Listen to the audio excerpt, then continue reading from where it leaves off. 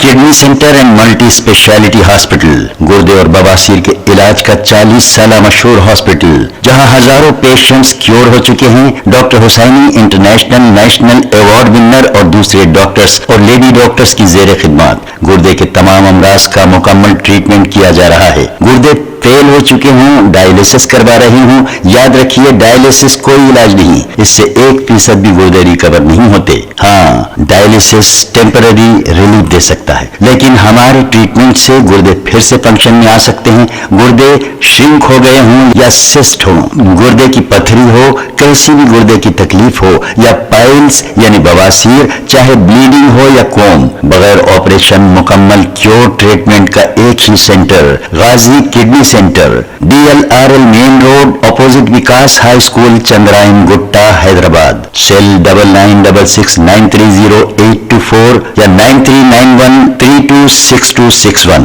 अब करेगा आपको अपडेट, तो लाइक कीजिए, शेयर कीजिए, चर्चा करना ना भूले। चैनल न्यूज़ आपकी आवाज़।